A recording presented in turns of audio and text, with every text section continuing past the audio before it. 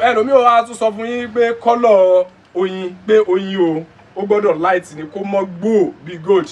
Ẹlòmíì ó sọ fún yín pé oyin látayébáyé náà ló ti ń dúdú, oyin gbọ́dọ̀ dúdú ni, tí ò bá ti dúdú kò ń ṣe oyin gidi. Mò ń sọ fún wa lẹ́ni wípé àjọ USDA kọ́lọ̀ méje náà ni wọ́n ti announce pé oyin lè ní, tó dẹ̀ jẹ́ wípé tẹ bá ń wo kọ́lọ̀ chart yín pẹ̀lú oyin, tẹ bá dé laboratory tẹ bá ń wò méjèèjì yìí náà ló possible kẹrí.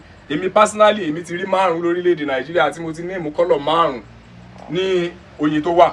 So onígbà kan tí mo lọ sí conference kan, mo pàdé ẹnìkan bẹ́ẹ̀, ìgbà tó wá gbé oyin jáde mo wá wo oyin yẹn, ìyàtọ̀ díẹ̀ náà ló wà láàrin oyin yẹn pẹ̀lú peak milk. Mo wá ń sọ fún pé mo ní ó mọ̀ pé àwọn expert ló wá sí bíbá yìí, kò yẹ kí wọ́n náà gbé irú oyin yìí dé ibi. Ó wá ní kí n mú mi, mo ní eléyìí ò ń ṣe oyin gidi. Òun náà ti múra wá, bóun náà ṣe gbé small bowl kan jáde nìyẹn, ó dẹ̀ gbé comb honey jáde. Kò ṣá lè tẹ oyin sínú afárá oyin tó wà síù tí ò tí ì fún rárá, tẹ́lẹ̀ mọ́ rí wípé oyin eléyìí o yàtọ̀ sí pé bóyá transparent honey àbí nǹkan kan, white honey tí kọ́lọ̀ rẹ̀ jẹ́ white, òun lélẹ̀. So ní forest ibi tó ń wà, àwọn plants tó wà predominant ń bẹ, àwọn ló determine irú kọ́lọ̀ tí oyin yẹn gbé jáde. Plant òun náà ni ó determine taste tí oyin fẹ́ gbé jáde. How long has the honey stayed, ìyẹn ló máa determine viscosity, pé báwo lóyin yẹn ṣe tíìkì sí, àti season of harvesting, ìgbà wo gangan ni beekeeper lọ ṣe ìkórè oyin ní oko. Àwọn nǹkan tí ó determine bí oyin ṣe rí ni. Torí náà test kan, bóyá ó jẹ́ tinú laboratory àbí test kan ó jẹ́ ti ìbílẹ̀, téèyàn wá ṣe lórí oyin tí ò bá mu, ìyẹn ò sọ wípé ó ń ṣe oyin gidi, ìyẹn ò dẹ̀ sọ wípé oyin gidi ni. So nígbà tí a bá ti kúrò lórí pé àwọn agbọ́nrin ọ̀nà wo làwọn èèyàn ń lò láti mọ̀ fi ṣèwádìí oyin, ẹ wá jẹ́ ká lọ síbi pé kí ni nǹkan tá à ń pè ní oyin gangan. Ìgbàgbọ́ àwọn èèyàn ni pé ìdọ̀tí tí àwọn oyin bá ṣe, gá tí àwọn oyin bá ṣe, táwọn kòkòrò oyin bá ṣe, òun lóyin tá à ń lò fún ìwòsàn, tá dẹ̀ ń lò gẹ́gẹ́ bí oúnjẹ, àbí ká sọ pé sweetener ní àwọn nǹkan tá à ń fi sí nǹkan tá à ń lò kó lè dùn. Mo ń sọ fún wa léni wípé kò sí nǹkan tó jọ bẹ́ẹ̀ rárá. Nínú àwọn ẹ̀dá tọ́lọ́run dá sórí ilẹ̀, àwọn eléyìí tí wọ́n mójútó ìmọ́tótó jù níbẹ̀ náà ni kòkòrò oyin tí à ń pè ní honeybees. Torí pé nínú ilé àwọn oyin tá à ń sọ yìí, tí ìdọ̀tí kan bá débẹ̀, oyin àti ìdọ̀tí wọn níjọ gbénú ilé papọ̀, wọ́n á kọ́kọ́ gbé ìdọ̀tí yẹn jáde. Tó bá yẹ pé kéékèèké ni, wọ́n lè fi ìhẹ́ wọn kí wọ́n fi fẹ́ jáde through the hive entrance. Lẹ́yìn yẹn àwọn gangan fúnra wọn, wọ́n lè pawọ́pọ̀ kan ti nǹkan yẹn láti tì jáde kúrò nínú ilé wọn. Eléyìí tágbára wọn ò bá wá ká, òun ni wọ́n máa ń secrete nǹkan tá à ń pè ní propolis. Propolis yìí bíi black gum ni, wọ́n á fi cover substance àbí item tó wà nínú ilé wọn. Tẹ́rù ń bà wọ́n lórí ẹ̀ yìí pé kíní yìí ó lè ṣe ìpalára kan fáwọn, tàbí kí exudate kó jáde látara ẹ̀ tó jẹ́ pé yóò wá fa àìsàn àbí àrùn kan sí àwọn lára. Wọ́n ò fi cover rẹ̀ papọ̀ mọ́ ilé wọn tí ò ní hàn mọ́ rárá, tó yẹ pé gbogbo nǹkan tó bá fẹ́ jáde látara nǹkan abẹ̀mí tó wà ńbẹ̀ yẹn náà, nínú ibi tó cover rẹ̀ sí yẹn, ibẹ̀ náà ni yóò wà. Ṣé oyin wa máa ń ṣe gá àbí wọn ò kí ń ṣe gá? Wọ́n máa ń ṣe, ṣùgbọ́n kì í ṣe inú ilé ni wọ́n máa ń ṣe sí. Nígbà tí wọ́n bá wà on the flight, tí wọ́n bá ń fò lọ́wọ́, ìgbà yẹn ni wọ́n máa ń ṣe, just in form of birds, báwọn ẹyẹ bí tẹyẹ náà ṣe rí, in form of uric acid, and it is in a very minute quantity, kékeré iná ni, tó yẹ pé èèyàn ò tiẹ̀ ní notice ẹ̀. Wọn ò dẹ̀ lè ever ṣe sí inú ilé wọn, torí pé wọ́n fálù ibi tí wọ́n ń gbé, tí wọ́n ti ń rí àwọn kéékèèké wọn tó ṣe ń dàgbà bọ̀. Gẹ́gẹ́ bí mo wá ṣe ń ba lọ, kí ni nǹkan tá à ń pè ní oyin gangan. Lẹ́yìn ìgbà tí oyin bá ti ní afárá, tí wọ́n ti ṣe afárá sínú ilé wọn, wọ́n á lọ síbi irúgbìn. Irúgbìn yẹn ó lè jẹ́ koríko, ó lè jẹ́ irúgbìn ọlọ́dọọdún dé bí àgbàdo, bí ẹ̀gẹ́, bí nǹkan báwọn, tàbí kó jẹ́ igi eléso. Kò sí eléyìí tí wọn kì í lò nínú àwọn kàtígórì mẹ́tẹ̀ẹ̀ta tí mo kà kalẹ̀ yìí. Tí wọ́n bá lọ síbẹ̀, wọ́n á lọ gbé nǹkan tá à ń pè ní pollen grain. Pollen grain yìí ó wà níbi flower, níbi òdòdó, òun ló so mọ́ ọ̀pá kan tá à ń pè ní anther. So níbi anther yẹn lórí ẹ̀, ibẹ̀ ni òdòdó yìí máa wà. Àwọn kòkòrò yìí yóò lọ síbẹ̀ láti lọ gbé pollen grain yìí. Ẹsẹ̀ ẹ̀yìn wọn òun náà máa ń fi ń yọ. Kódà ibi tó rọ̀ wọ́n lọ́rùn dé, wọ́n lè fò kọjá lára ẹ̀ tí wọ́n wọnú ara ẹ̀ gan, tí pollen grain yóò dẹ̀ so mọ́ wọn lára, tí wọ́n á gbé lọ sí ilé wọn. Tí wọ́n bá gbé délé wọn, wọ́n á drop ẹ̀ sínú ojú ihò comb yìí. Comb tá à ń sọ yìí hexagonal shaped iná ní comb yìí, ojú ihò kan ni tó ní igun ọ̀nà 6. Ojú ihò yìí náà máa ju pollen grain sí. wọ́n á tún lọ gbé nǹkan tá à ń pè ní nectar. Nectar yìí lára òdòdó náà náà ti ń fa nectar yìí. Òun wà ní ibi tá à ń pè ní nectaries, níbi ìsàlẹ̀ stamen, ibẹ̀ ni nectar yẹn wà. Tí wọ́n bá fa nectar yẹn, omi lòun. Tí wọ́n bá fẹ́ fa nectar, proboscis ahọ́n wọn òun náà máa ń fi fa nectar. Tó ahọ́n wọn yẹn ó lè lọ síwájú, ó lè lọ sẹ́yìn, ó lè relax, ó lè contract. So tí wọ́n bá ti tì bọ ara nectaries yẹn, wọ́n á fi fa omi yìí jáde. Tí wọ́n bá fa omi yẹn jáde, yóò dúró síbi nǹkan tá à ń pè ní crop tàbí temporary stomach. Òun ni wọ́n á regurgitate. Regurgitation ní Yorùbá òun ni bíi kéèyàn jẹ oúnjẹ sínú kó tún wá tún oúnjẹ yẹn pè jáde kó jẹ. So òun náà á ṣe lọ tú sí inú afárá wọn yẹn. Ó di nǹkan méjì. Àkọ́kọ́ pollen náà gbé, ẹ̀kejì wọ́n gbé nectar pẹ̀lú secretion enzyme kan nínú ẹ̀bùn tọ́lọ́run fáwọn náà tó ń pè ní infatase. Ó di nǹkan mẹ́ta. Mẹ́tẹ̀ẹ̀ta yẹn tó bá ti wá wà ń bẹ̀, àwọn náà á wo owó, wọ́n á rí wípé thickness yẹn ò tí ì tó bí omi náà ló ṣì rí. So àwọn worker bees tí wọ́n wà nínú ilé, àwọn èèyàn á máa fi ìhẹ́ apá wọn, wọ́n á máa fi fẹ́ atẹ́gùn sí oyin yìí títí tí ó fi fọ́ọ̀mù desired thickness tí wọ́n fẹ́. Lẹ́yìn ìgbà yẹn ni wọ́n wá ṣe cover rẹ̀ pẹ̀lú wax. Tí wọ́n bá ti cover rẹ̀, ó dà gẹ́gẹ́ bí kéèyàn produce nǹkan sínú agolo kó wá cover rẹ̀ kó sílẹ̀. Bẹ́ẹ̀ ni wọ́n ṣe ṣe. Ṣíṣe tí wọ́n wá ṣe yìí kò ń ṣe pé bóyá wọ́n ṣe kalẹ̀ fẹ́ẹ̀yàn láti wá ṣe harvesting. Ẹ̀yin tẹ́ mọ́ lọ ń kó oyin tó yín máa ń ta yín, reason tí wọ́n fi ń ta yín òun ni mo fẹ́ sọ fún yín. Ìgbà tí wọ́n fi produce yìí, luxury consumption ni oúnjẹ yẹn tó, ó pọ̀ àpọ̀ṣẹ́kù lásìkò ìgbà yẹn. Ìgbà tí wọ́n ti consume eléyìí tó tó wọn tán ni wọ́n lọ ń store ilé yẹn wípé tó bá dinú òjò táwọn ò ní lè ṣiṣẹ́ mọ́, tí ò ní sí flour mọ́, káwọn lè mọ rí oúnjẹ jẹ, káwọn dẹ̀ lè mọ rí oyin yìí láti mọ fi feed àwọn kéékèèké àwọn tó bá ṣe ń dìde bọ̀. So kéèyàn kan wá lọ síbẹ̀ kó fẹ́ lọ kóró oyin yẹn, ó yẹ ká ti mọ̀ wípé dandan àwọn náà fẹ́ jà láti pé báwo lèèyàn ò ṣe ní kó nǹkan tí wọ́n ṣiṣẹ́ fún. Ó dàbí àgbẹ̀ náà ni tó gbin iṣu tó gbin àgbàdo tó wá kórè rẹ̀ tó kó sílé pé tó ìgbà tí ò bá sóúnjẹ mọ́ kóun lè mọ rí nǹkan jẹ, kẹ́nìkan wá lọ síbẹ̀ láti fẹ́ lọ kó oúnjẹ yẹn. Ṣé mọ̀ pé gbogbo nǹkan tágbẹ̀ yẹn náà bá nílé náà ni ó fi bá ẹnìyẹn jà. So ọ̀rọ̀ bí a ṣe ń dá oyin gidi mọ̀ yàtọ̀ sí eléyìí tí ò ń ṣe oyin gidi, ẹ̀kọ́ kan tó jìnnà gan tó dẹ̀ jẹ́ wípé tí n bá ní kí n mọ ṣàlàyé fún wa bí mo ṣe wà yìí nísìn, tá a bá lo àìmọye ọjọ́ kò sì ní yé wa náà.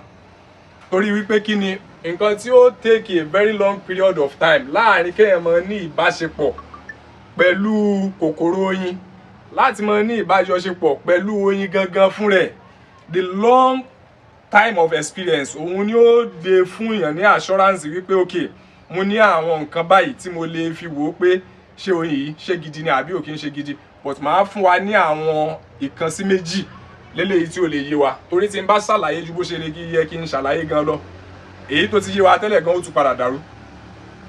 Alákọ̀ọ́kọ́ ń bẹ̀ òun ni pé gbogbo ẹni tó bá wá láti South West ní Nàìjíríà, tó bá wá láti ilẹ̀ Yorùbá, èèyàn ó kọ́kọ́ ṣèwádìí lórí wípé kí ni àwọn nǹkan tí wọ́n máa ń fi ń ṣe oyin fake.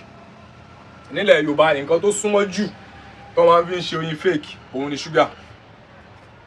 Gbogbo oyin fake tó ń ṣe nílẹ̀ Yorùbá ó kéré ni ó pọ̀ ni, ṣúgà ó wà lára nǹkan tí wọ́n fi ń ṣe. Báwo lè á ṣe nǹkan tẹ́ bá fẹ́ dá oyin gidi mọ̀, ẹ lọ trace pé kí làwọn nǹkan tó ń fi ń ṣe fake honey. So àwọn nǹkan tó ń fi ń ṣe fake honey yẹn òun lẹ́wà trace lọ sára oyin tẹ́ fẹ́ examine pé ṣé oyin gidi ni àbí ò kí ń ṣe oyin gidi.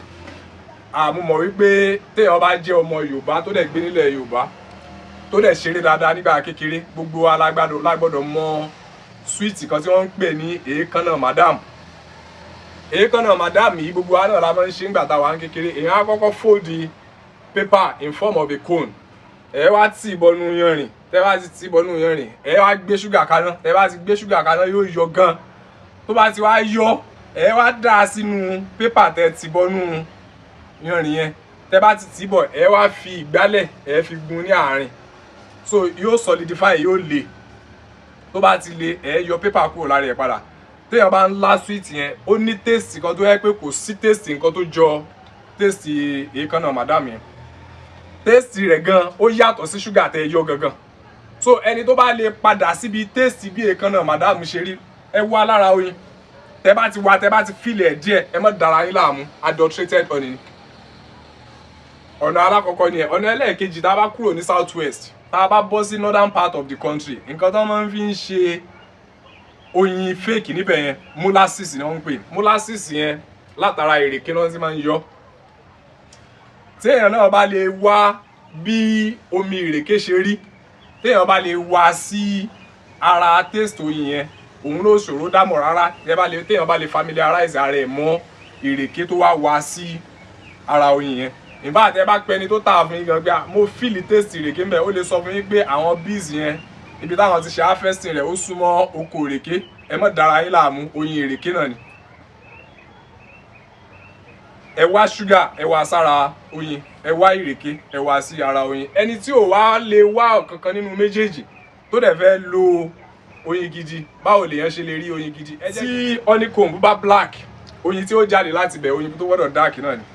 tí honeycomb bá light oyin tó fẹ́ jáde níbi honeycomb yẹn òun náà gbọ́dọ̀ jẹ́ light honey. but báwo lẹ ṣe fẹ́ rí a very dark ambered comb tó wá jẹ́ wípé oyin tó mọ́ iná ni ó jáde láti bẹ̀. bá wá nílò oyin alákọ̀ọ́kọ́ téèyàn lè ṣe ni pé kéèyàn wá nǹkan tó ń pè ní comb honey oyin tó jẹ́ wípé ó wà pẹ̀lú afárá tí wọ́n ti fún jáde rárá ọ̀nà kan nìyẹn. kì í ṣe wípé afárá tó wà ńlẹ̀ tí oyin ń dà ní orí rẹ̀ téèyàn lè da oyin báyìí comb honey gangan tó wà sealed pẹ̀lú oyin inú rẹ̀ ọ̀nà àkọ́kọ́ nìyẹn. èyàn ó wà rest assured pé òun ni mo mú lọ́wọ́ yìí pé oyin gidi ni. lẹ́yìn wá àgbà yẹn ẹni tẹ́ fẹ́ ra oyin lọ́wọ́ ẹ̀ ó gbọ́dọ̀ jẹ́ èèyàn pé tiẹ̀ wá trust to some extent. though trust náà ń gbà mí náà èèyàn ò lè fọwọ́ èèyàn gbáyà tán pátápátá but to a reasonable extent pé ẹni yìí mo mọ̀ wípé beekeeper ni ó ń sin ọ̀sìn oyin ó dẹ̀ jẹ́ni tó lóòótọ́ to a reasonable extent. téèyàn bá get oyin láti irú ṣọ́ọ̀ṣì yìí náà ó tún ṣe kíni ó tún ṣe é fi ewé ma. èyí tí mo wá fẹ́ sọ fún àwọn tí wọ́n ń ṣe oyin fake tí wọ́n ń ṣe oyin gbàrọ̀ gùdù ni wípé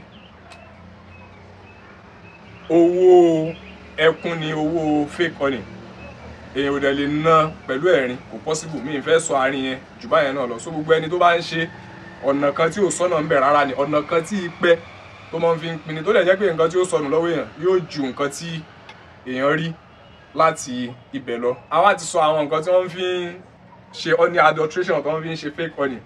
eléyìí tí ó wá yà yàn lẹ́nu jù ni wípé lẹ́ni bí mo ṣe ń bá wa sọ̀rọ̀ yìí náà chemical formulation oyin wà tó jẹ́ pé chemical ni pé chemical báyìí o àti chemical báyìí o àti chemical báyìí o tẹ́ bá mix ẹ̀ ní ratio báyìí pẹ̀lú ratio báyìí nǹkan tí ó fún yín nǹkan tí ó dàbí oyin ni tó dẹ̀ jẹ́ pé tẹ́ bá ń wò tí ò bá jẹ́ni tó dáa mọ̀ ẹ mọ̀ rò pé oyin náà ni. in fact mo rí publication kan láti orílẹ̀-èdè China láìpẹ́ yìí débi táwọn sọ wípé àwọn lè produce oyin láì jẹ́ wípé ó pass through bees rárá tí ò ní sí kòkòrò honey bees ń bẹ̀ rárá tí oyin ó dẹ̀ fi jáde tí wọ́n dẹ̀ dúró lórí wípé quality oyin táwa tá jẹ́ ọlọ́sìn oyin tá à ń produce òun náà ni oyin tí táwọn náà fẹ́ produce tèmi dẹ̀ mọ̀ wípé kò sí nǹkan tó jọ bẹ́ẹ̀. fake tá à ń sá fún ibẹ̀ náà ni wọ́n tún gbé wa padà lọ again. so àwa tá wá ní ìpèníjà bóyá ní àìsàn kan àbí àìlera kan tí wọ́n wá fi sọ fún wa wípé ká yàgò fún other sweeteners pé oyin nìkan ni ká máa consume. ìgbà tí wọ́n ti sọ yẹn fún wa ẹ jẹ́ káwa náà wà careful lórí irú oyin wo la fẹ́ consume. number one irú quantity oyin wo náà ni a fẹ́ consume most especially àwọn èèyàn tó bá wà diabetic torí wípé kí ni nígbà míì náà wà èèyàn lè lo oyin gidi tó dẹ̀ jẹ́ wípé blood sugar èèyàn yóò kọ́kọ́ rise though it might be temporarily tó jẹ́ wípé yóò tún padà low again but at that very point at the point of consumption just few minutes to hours sugar level èèyàn ó lè kọ́kọ́ high because kí ni nǹkan tó ń fa kí sugar level èèyàn kó high àbí kó low gan glycemic index ni. oúnjẹ kọ̀ọ̀kan ló dẹ̀ ní glycemic index títí ẹ̀ bí oyin náà dẹ̀ ṣe wà yẹn oyin original oríṣi méjì lè wà tó jẹ́ pé glycemic index wọn yóò high ju ara wọn lọ. oyin tẹ́ ti fún processed honey tẹ́ ti yọ kúrò lára afárá glycemic index ẹ̀ ó high ju oyin tó wà pẹ̀lú afárá téèyàn jẹ papọ̀ mọ́ afárá yẹn lọ. náà ló jẹ́ pọ̀pọ̀lọpọ̀ gbà tí àwọn èèyàn tó bá wà diabetic tí wọ́n bá consult mi pé àwọn fẹ́ lo oyin mo máa advise wọn wípé look for comb honey oyin tó wà pẹ̀lú afárá àwọn wax particles tó wà ń bẹ̀ tẹ́ fẹ́ consume papọ̀ àwọn yẹn náà ní nǹkan kan tó fẹ́ reduce nínú glycemic index irú oyin yẹn. so àti àwa tí à ń lo oyin àtàwa tá à ń ta oyin àtàwa tá à ń sin oyin stakeholder náà ni gbogbo wa jẹ́ lórí ọ̀rọ̀ ìlera ara wa tó dẹ̀ jẹ́ wípé gbogbo wa náà ló yẹ ká fi ẹ̀sọ̀ ṣe ká dẹ̀ fi ìbẹ̀rù Ọlọ́run ká fi kún gbogbo nǹkan tí a bá ń ṣe. Once again, okòwò oyin, ìsìn oyin ó jẹ́ ẹgbẹ́ kan nínú oko nǹkan tá à ń pè ní agriculture. Àwọn mo dẹ̀ ń sọ fún wa pé ó wà nínú eléyìí tó lérè lórí jù. It's one of the most lucrative agribusiness, and I can say it emphatically that it is an untapped gold mine.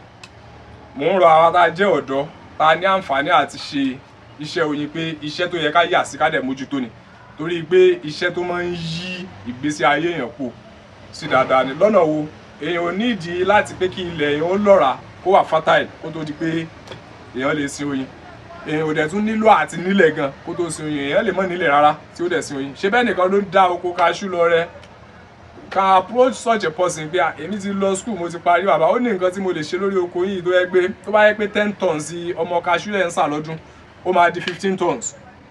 Lọ́nà wo pollination services táwọn bees yìí tó fẹ́ ṣe ní orí oko yóò increase the yield tó dẹ̀ jẹ́ wípé ẹni tó ti ń rí 10 tons tẹ́lẹ̀ ó lè di 13 tons ó lè di 15 tons láì jẹ́ pé èèyàn san rentage fẹ́ni tí èèyàn kó àpótí oyin lọ sí oko ẹ̀.